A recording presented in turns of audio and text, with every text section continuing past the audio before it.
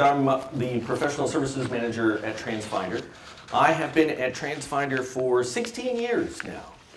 It's the longest I've ever done anything. The only thing I've done longer is be a dad, and that's only by 4 months. So I've seen a lot of different things. When I started, Transfinder was, I don't think we even had 20 employees, but now we have over 160 employees at lots of different offices in different places. I've seen a lot of growth. I've seen a lot of school districts. I've worked with a lot of school districts. I started off as the support manager, and about 5 years in, we created the professional services department, and I started managing that group. And we do all kinds of different consulting. As Donna mentioned, we do a lot of different kinds of analysis for clients. We'll do bell time studies if you're thinking of changing your bell times. We'll do efficiency routing studies if you want someone from the outside to come in and say, hey, how efficient are our routes? How are we doing?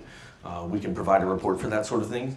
Another thing for any new folks who are looking to potentially buy Transfinder software, we can help with the implementation. A lot of school districts, their transportation departments, they don't have a lot of extra time. How many, I'm going to start with the question. How many people have lots of spare time during their day? Oh, good. That's great. So you won't need implementation routing services. You have plenty of time to do it yourself. But a lot of people, they're staying busy just keeping the buses running. So if you're implementing software, if you're switching from another software package to ours, we can help with doing that just by entering in what had been on paper before. That gives you a little bit of a head start. We try to remove that hurdle because otherwise it could take quite some time and can sometimes get frustrating because you want to enjoy the benefits of using software, but you've got this long, hard slog of just getting the stops all into the system. So we want to talk a little bit today about efficiency in general. And I've got a couple of topics that I want to bring up as part of that, but you may have some other ideas of things that you want to ask about, and I'll do my best to answer them. I'm going to kind of go through a rough agenda here just to set the tone, to give you an idea of what I plan to talk about. So we're going to talk a little bit about how transportation is kind of like running a business inside of a school district. And one of the most important pieces of setting the tone for that business or setting efficiency is in the routing and scheduling of the buses. That's where you can have one of the greatest impacts. You can also have some impact by setting some policies. And sometimes people have policies, they've had them for some time, but I oftentimes talk with school districts and I ask them, do you have a walk to stop policy? And they kind of look at me like I have two heads. We'll talk a little bit more about that. If you want to try to be efficient, and you want to get a sense of the students who are really riding the bus. So we're going to talk a little bit about student ridership. We're going to talk some about bell time windows. We're going to talk about measuring things so that you can track and have some data and speak intelligently on what changes you may want to make in your district. And we're going to spend a little bit of time just talking about teamwork, because teamwork makes the dream work, right? If you don't have a team sort of following your vision, then you may not be able to accomplish your goals. So let's talk a little bit about transportation as a business. Now we all know that, of course, the paramount thing to consider with transportation is safety. Safety is always first. But inside of that, we want to try to transport as many of those students to their school on time for the best possible price that we can do that. You know, you're not in the business, at least not in a public school system, of providing limousine service. But I talked to some school districts where sometimes they kind of do. Every stop is door to door, even if it's just a block away from the school, and you know, that's not necessarily going to be the most efficient mode. maybe that's the politics of the circumstances in your school district, and that's fine. I don't want to disparage that in any way. But most school districts are trying to save money, or at least these days, trying to do it with as few drivers as possible, because drivers are hard to come by. And in doing that, if you are seeing the issue of the driver shortage, you want to try to continually look for efficiencies. So let's go back to the questions. Who here has all the drivers they need? Who here is short drivers and is like taking calls today, hoping that they can set up some interviews later on this week? Yeah. Almost every call that I have where I'm talking with clients across the country, that is the key issue. Oh no, I've got 2 drivers who are retiring and I don't have anybody to fill those positions. Can you help us cut 2 buses? That's the kind of conversation that we regularly have in professional services. Now, who here has changed their hiring in just the last couple of years? Who's raised their starting rate? Yeah, a lot of people have. How have you changed the hiring process? One of the things that I regularly see is that if it takes a long time to bring a new driver on, that can be tough for that new driver. If they're working for hourly pay, it's hard to meet the rent if you're waiting for your check for a month. So who's made changes to try to shorten the time in which you pay those drivers? Very well, something to think about. Who here is still at $15 an hour, their starting pay? Anybody above that? Yeah, I kind of figured. This was a picture that I took driving around the capital region probably 5 years ago. I don't think many people have that rate of pay these days anymore.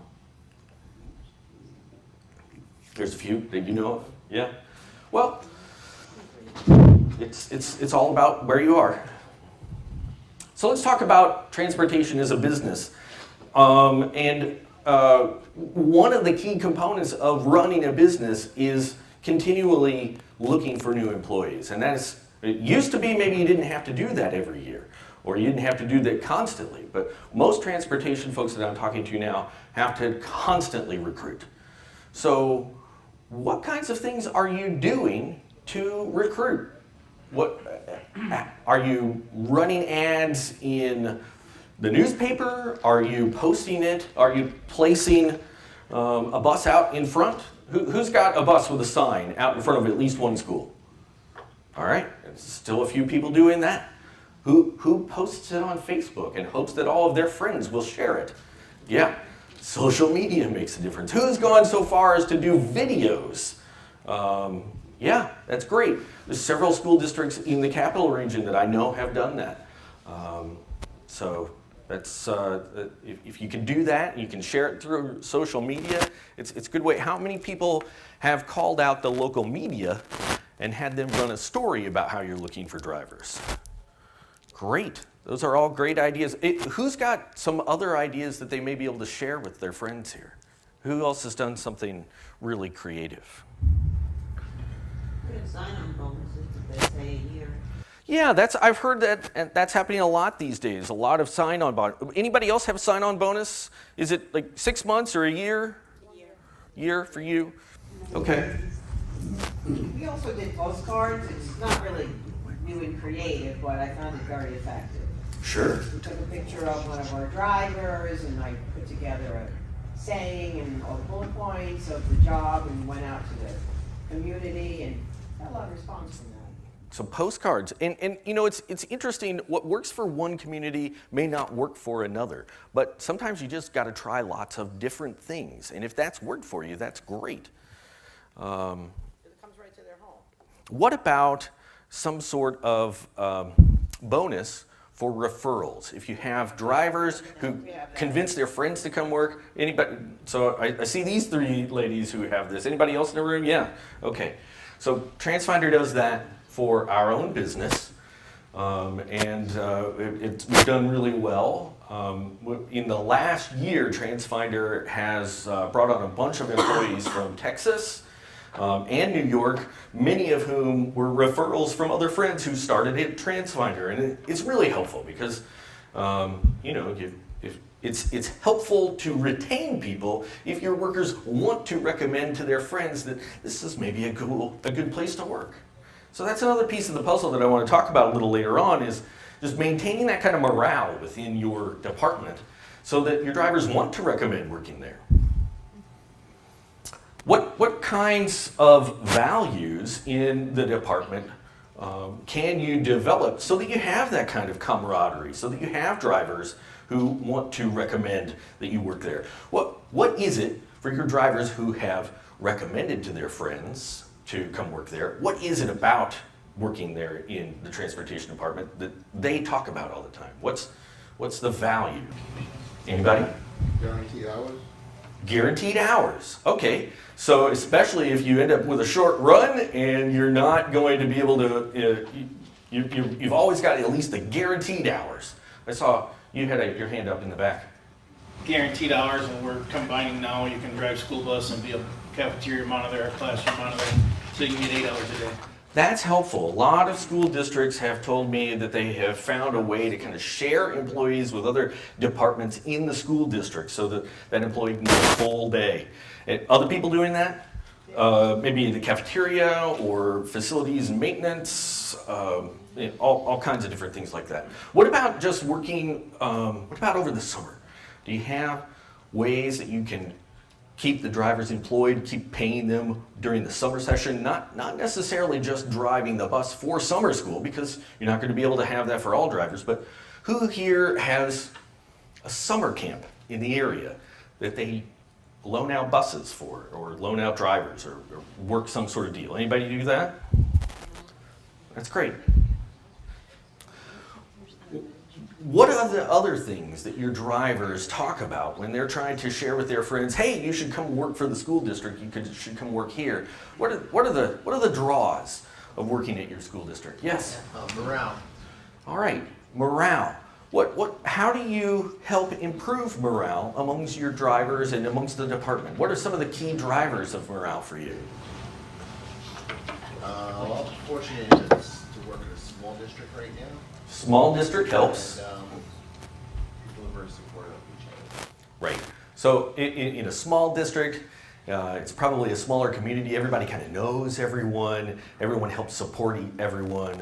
And sometimes that can be helpful. Sometimes that can have the other effect. Everyone sort of knows everyone. So, what about communication? Oh, you've got an idea here. A temporary thing. I don't know if they're going to do it again this coming year, but if drivers don't call in sick, they get for a month, then they get an extra $200. So a bonus for not missing work. Attendance. For attendance. Right. Yeah. My last position, we had a safety bonus, A safety bonus. and we included an attendance feature into that. Okay. Like people that are calling out 30 days a year, we still get the same safety bonus as people who are there. So I like the idea of a safety bonus because that then kind of encourages everybody to try to be as safe as possible, and to watch each other's back in that kind of safety. And the safest driver is, for the student, the safest driver is the regular driver in the regular seat. Sure. Okay, so that's how you brought in the attendance piece, because I'm just going to repeat it so everyone hears it.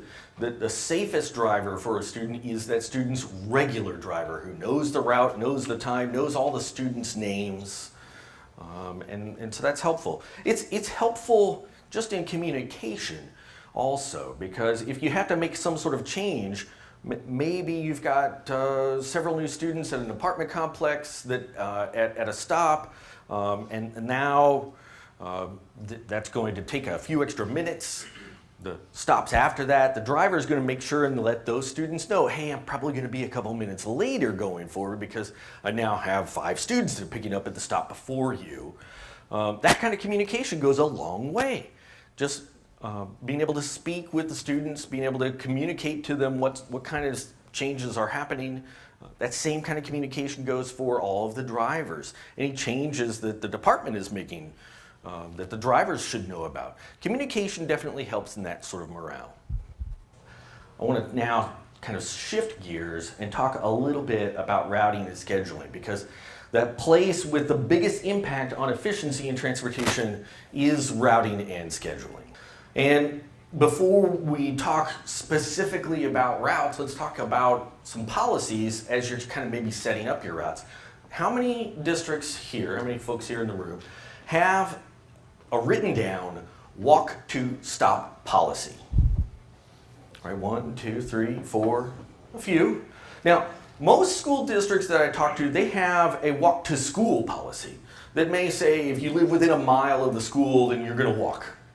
Or if maybe it's not necessarily a distance, maybe it's a defined geographic area, Washington Street to Main Street to Jefferson Street to Jones Street, whatever, you know, it's a defined area around the school. Anyone who lives in that area may walk.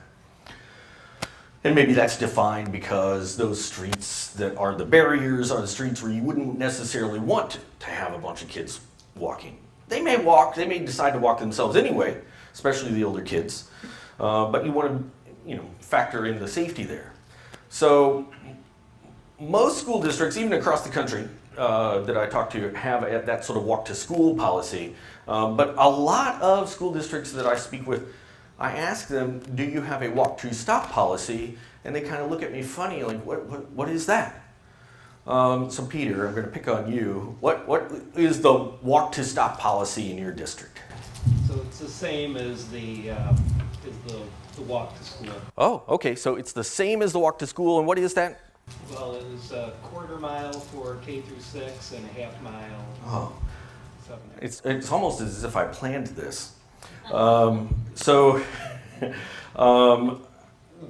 the amounts that you just mentioned, so the quarter mile for elementary students and a half mile for middle school and high school students, that's one of the things that we tend to recommend to a lot of school districts. They may come to us and ask, well, what should our walk to stop policy be?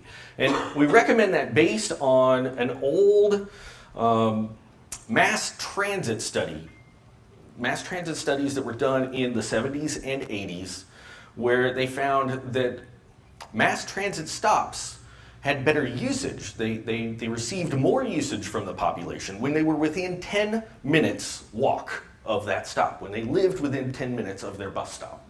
Right? So remember, this is transit, so they're going to pay, they're taking the bus to work or something, or maybe to the store.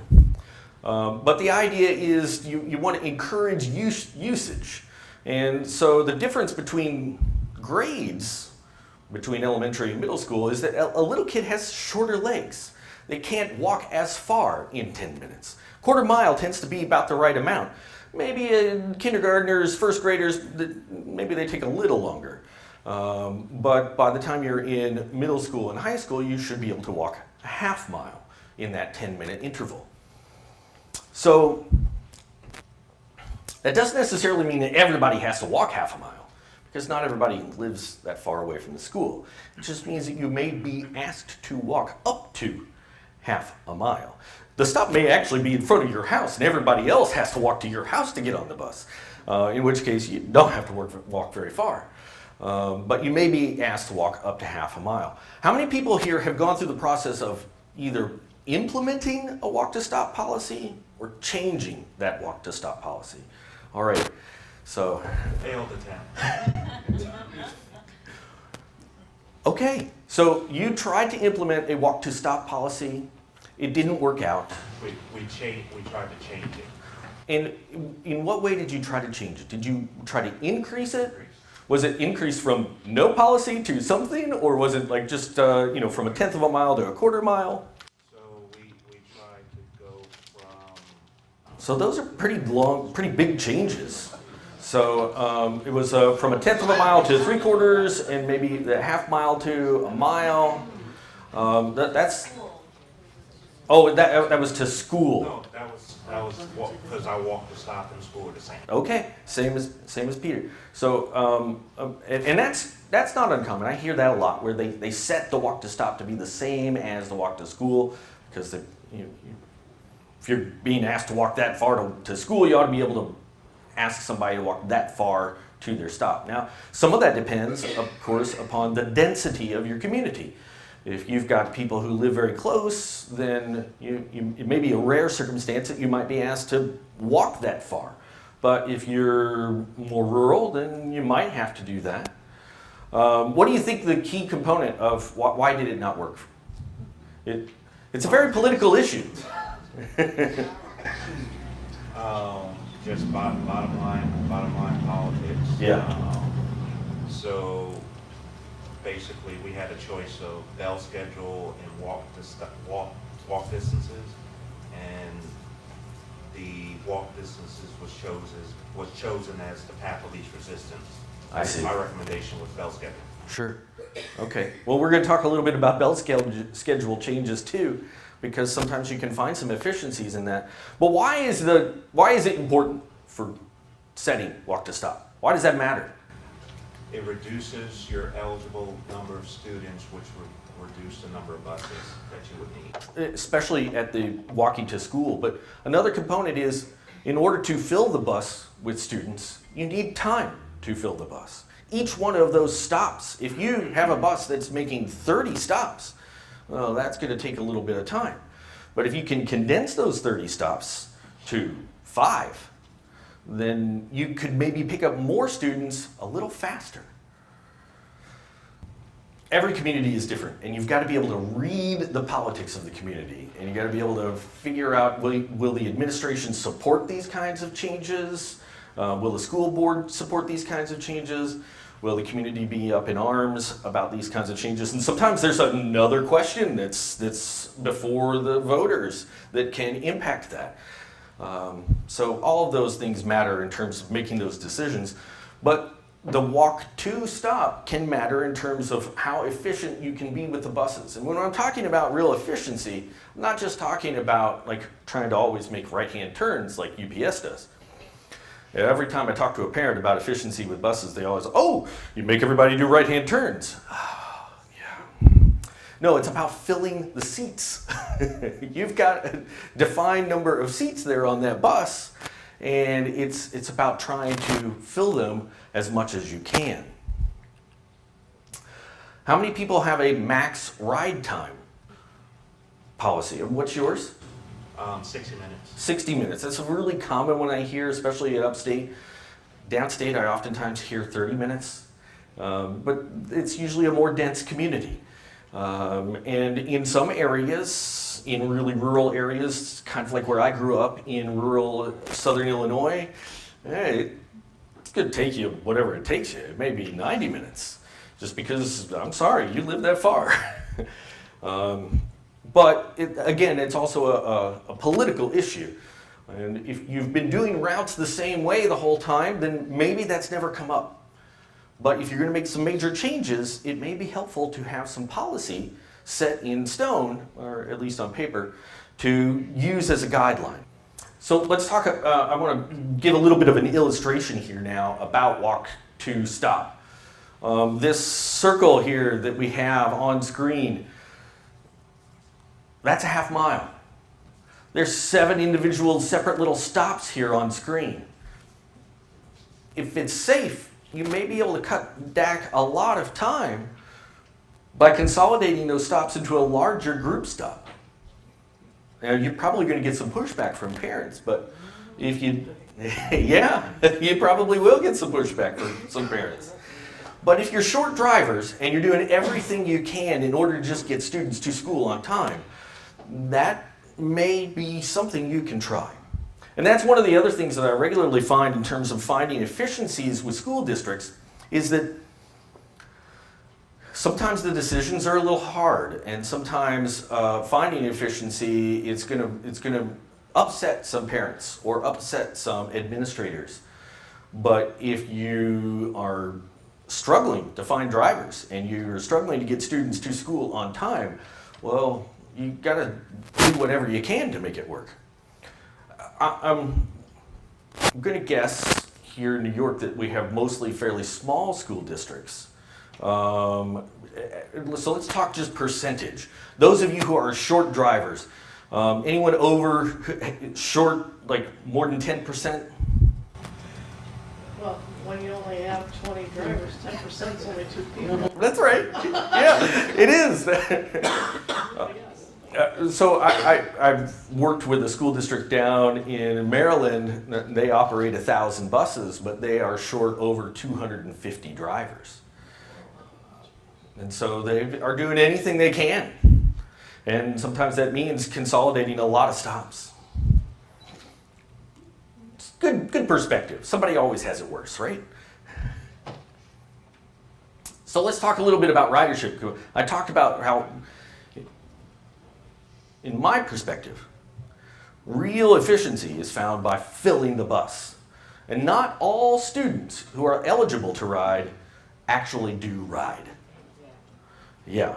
And we'll see a pretty standard amount of that across the country. So nationally, what we see is at the elementary level, you regularly see 75% to 85% of the students who could ride actually on the bus.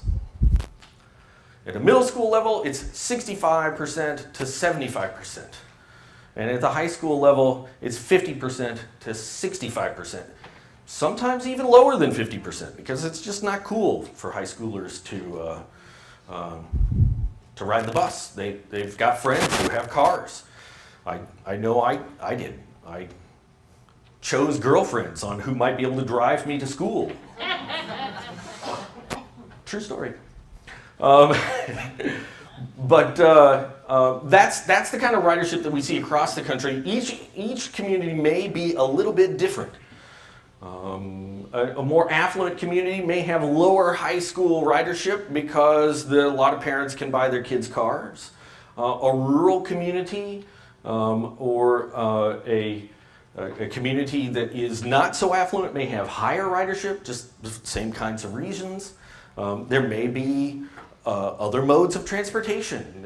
You may have schools that are really just close to your centers of population so that most people can walk. All of those things can be a different factor, but how many people here are tracking how many students are riding? How many people are taking attendance? That's great. 10 years ago, I would have maybe seen one hand, I think. I think, yes, of course.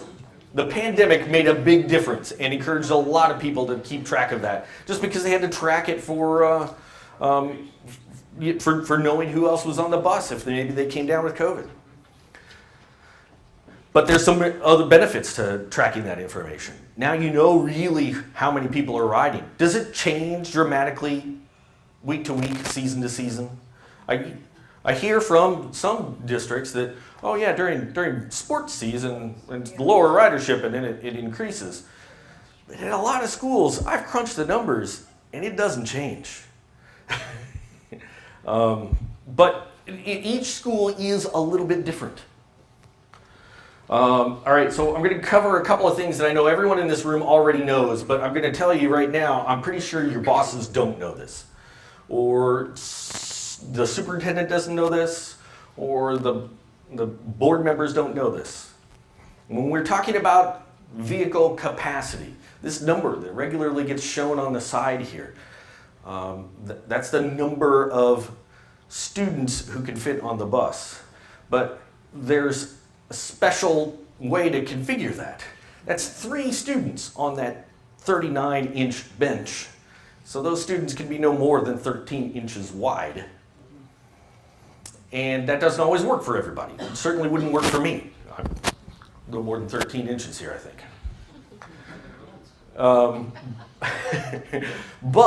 And so how many students you can get on the bus is determined by that size, by the age group of students you're transporting. Now let's go a little bit of analytics. So this is a district that professional services worked on last year, I think. We did efficiency routing for their buses. We asked them to take attendance on the bus before, so we would know the number of students on the bus. And as you can see, there's a lot of blue dots here. Each one of these blue dots represents an individual bus, and this represents the percentage of manufacturers' rated capacity. So 33, that's 1 kid per seat. 66 is 2 kids per bench. And 99 would be 3 kids. As you can see, the middle school here, like they've got a lot of buses. They don't even have all the seats with a student in them. All right. So when we go through and we do efficiency routing, the whole idea is to move stops from one bus to another, reduce the number of buses. You're slowly moving stops and sort of rearranging the stops so that you can have more students actually riding the bus. And we target that to students per seat kind of time, or not time frame, but that ridership for the middle school buses. We would target a little bit higher for elementary because you should be able to run some of those students 3 per seat, especially at the very end of the run, right? How many people have gone through after they've counted the number of students and rearranged their stops so that you had more buses, you had more students per stops? That's great. Anybody else? Anyone on this side of the room? You have. That's great. And how many buses did you cut? Or has it been kind of more of a gradual thing? More of a gradual thing. Over time, it ended up being 3 buses. That's great. That's great. How many buses were you able to cut? Complicated answer. With you, it always is. In a nutshell, since my district I came into basically had a seat for every child in the district. So once we got past that part and routed for actual ridership, our expected need was 68 and we got down to 58. Wow, so 10 bus reduction, that's pretty significant. So let's talk a little bit about, you mentioned something that I want to touch upon, and that is that not just in New York, but particularly in New York, and I've heard this from a lot of districts in Pennsylvania too, there is this idea that you need to save a seat for any student who might ride. And right, I have saved a memo from the New York Department of Education that I came out, I want to say around 2010 or 2011, where they provided guidance on that, and they specifically said you should take into account historical ridership. So you don't need to. Maybe you want to. Maybe your community wants to make sure that that seat's there. I legally have the capacity for every student in my district. Sure. But I do not save a seat for every student that could ride a school bus. And how do you handle that? When you say you legally have a seat for every student.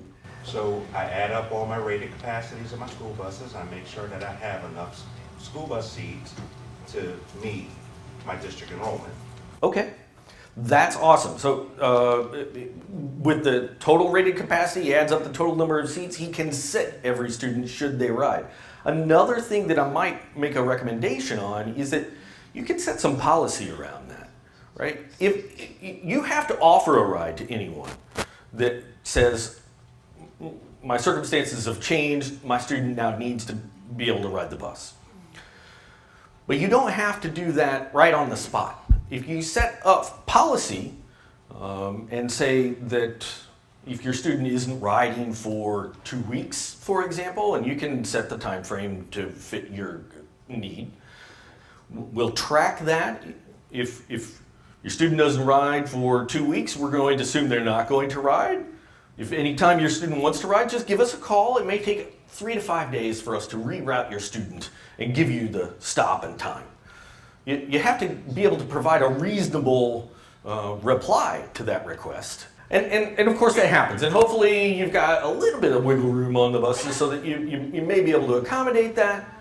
But again, it's not always limousine service.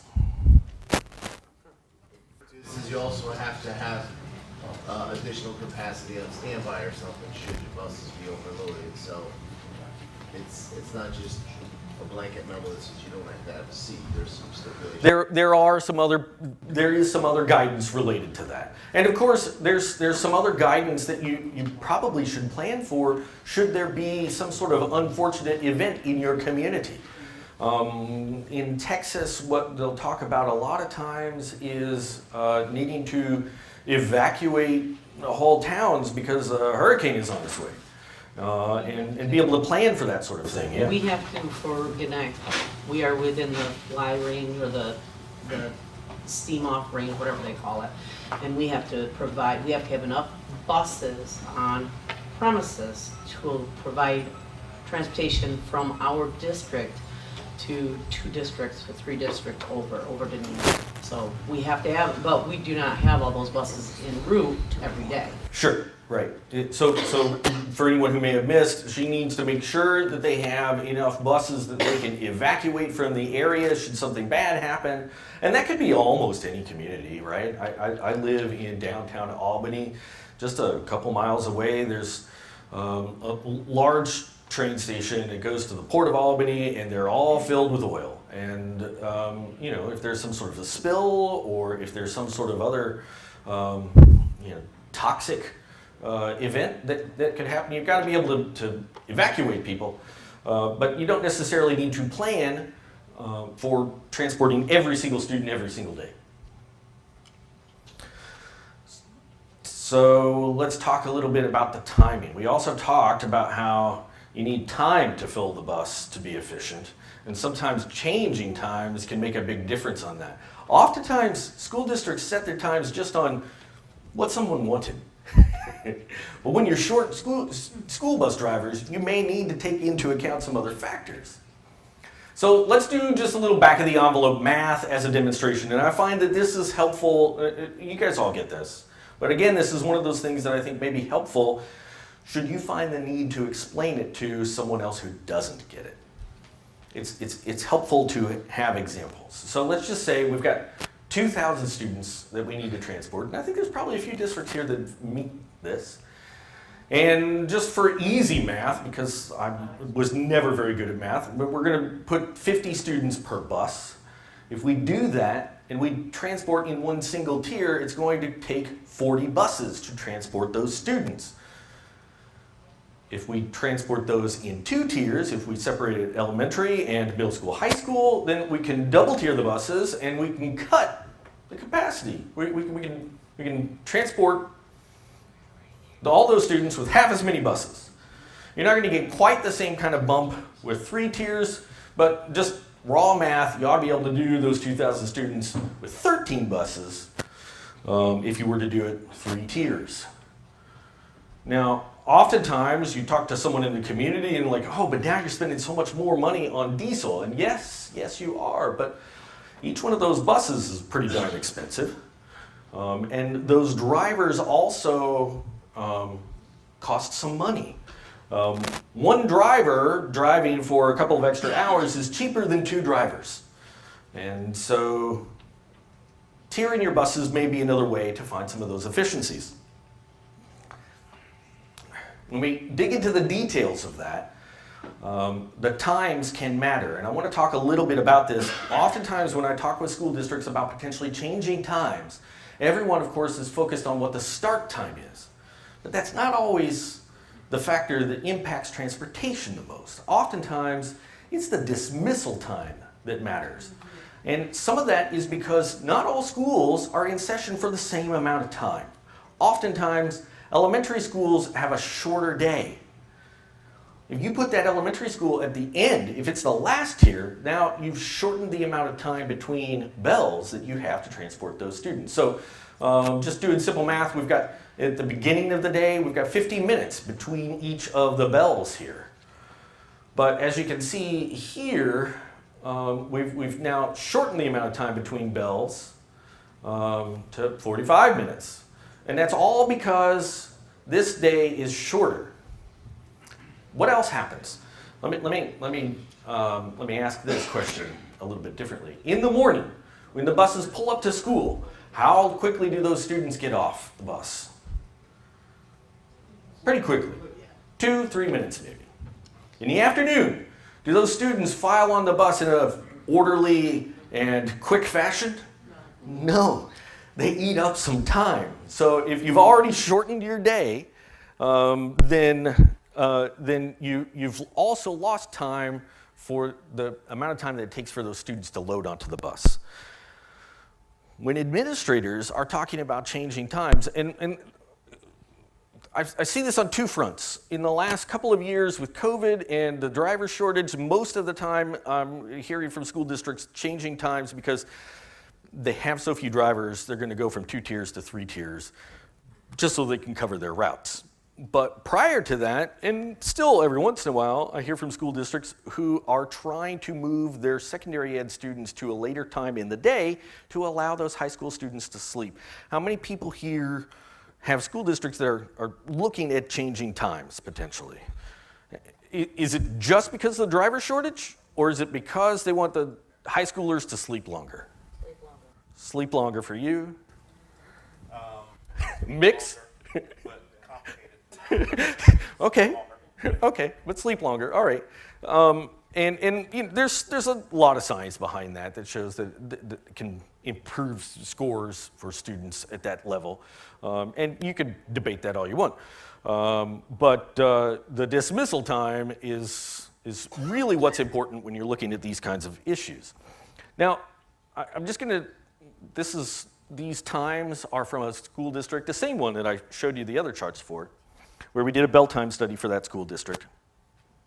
And though they weren't really considering this, they weren't going to move the high school this late in the day, we at least showed them an option of bell times where in doing this, because now they have 55 minutes, or in this case, a whole hour between dismissal times in the afternoon, they could use a lot fewer buses. I think the difference was 5 or 6 buses just by having a little more time.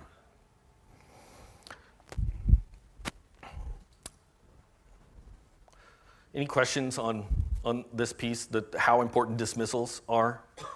So oftentimes if we're doing efficiency routing for a school district, or if we're doing it in connection with a bell time study, we'll mostly focus on the PM runs.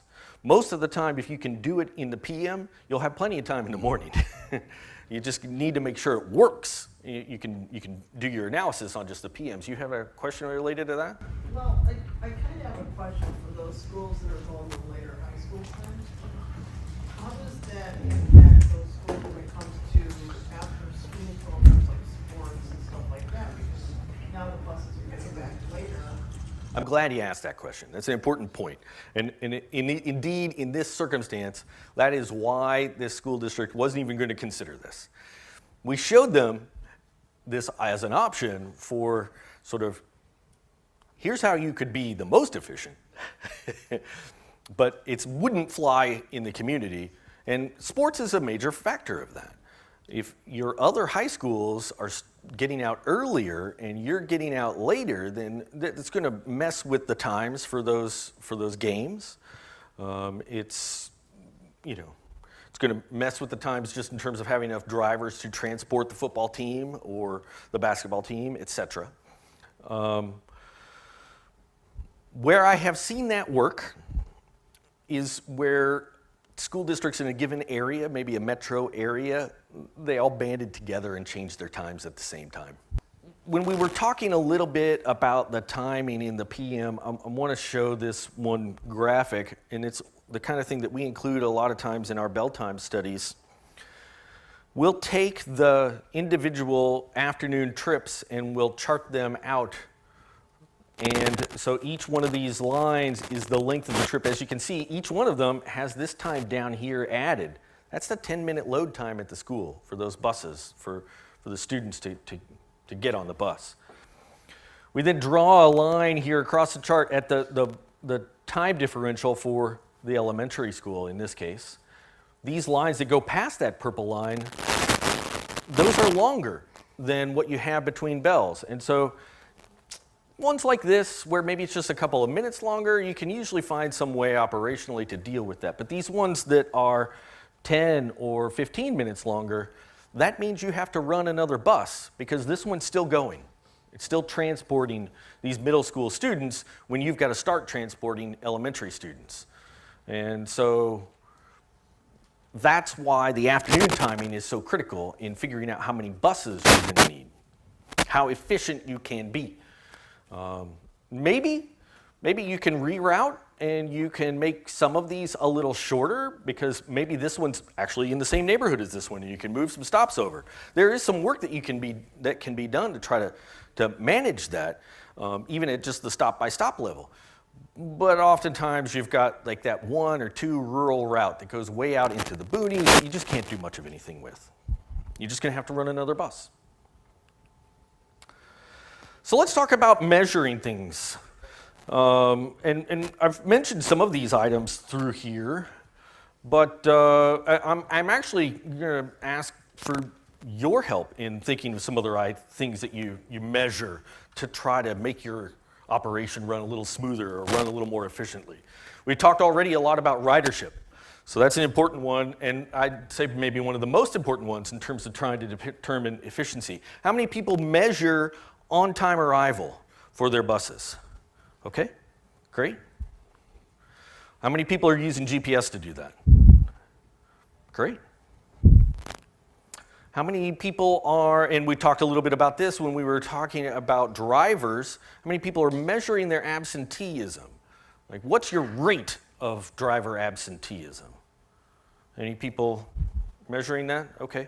So you know roughly, I've got 10% any given day of the number of drivers who may be out. And if it spikes at 20%, well then I know something's wrong, and I got to figure out what that something wrong was. Maybe it's just that everyone caught the same virus, and you're all out sick. But maybe there's something else going on. They all went out to eat together, and they all got food poisoning. Yeah, that could be it. Tracking your accident rates so that you can gauge the safety component of what you're trying to measure. The number of breakdowns. If you have an increase in the number of breakdowns, that may be an indicator that your maintenance is behind in some way. So what other things are people tracking in their operation to be able to make decisions? Any ideas? I can tell you an unintended consequence of doing this. Okay, of an unintended consequence of tracking some of these metrics? Yeah, combining these runs and maximizing the loads on our buses was, now I have to retrain my drivers how to manage those loads. I'm glad you brought that up. That's a very important point. If you've got a bunch of drivers that for a while had buses that were half full, those kids weren't sitting next to each other. They weren't poking each other. It was fairly easy to manage. But when you fill the bus, those drivers, yes, you may want to do some discipline training for those drivers and help them figure out how to better manage the students that are on the bus. Another unintended consequence that people should think about is whoever's routing is going to have to work harder. When you squeeze more students on the bus, you're going to need to make more changes through the year. Well, and more communications with the schools. That's right. And the administrators, and we get together, we need to be talking the same language. That's right. And so maybe not all the time is efficiency the best. If you're the router and you kind of want to set it and forget it, then you don't really want to be that efficient. We didn't have a choice. Well, that's the case that I'm finding with a lot of clients these days, or a lot of people that I talk with, is they're short drivers. They've got to figure out a way to be more efficient because otherwise they won't be able to get students to school. Well, and it's, we're telling the community that we have a driver shortage. Meanwhile, they're seeing a bus going by with 10 students on board. Sure. Yeah, that doesn't ring well with the community when that happens, does it? Yes. I know one thing, putting together things this year, bringing down the bus numbers, made me start thinking about when we route next year, if something were to happen, what can we easily come up with a plan B of what we can already put in place that can go forward to cut down buses or cut down routes. So I'm going to use an analogy that I think kind of represents what you just said. And for those who may be in the back, as she was routing this year, she realized that she needed to think ahead for the next year. What could she do next time while routing to kind of set up a situation where easily they could react to any given day's issue? It's kind of like if you play billiards and you want to sink one of the balls into the pocket, you want to try to set up your next shot so that you're in a good place. And the converse of that is you want to set up your opponent to have a poor shot so that they can't. So when designing routes, that is something that you should try to think about. How could I leave a little bit of capacity here so that this bus could swing over and pick up the extra students at this apartment complex on the one day when I now have 10 students? It's helpful to think about that in advance. Sometimes it's helpful to think about that from the perspective of the dispatcher. How many people have in their department the dispatch is also the router? Right? So that helps you kind of already have that kind of train of thought.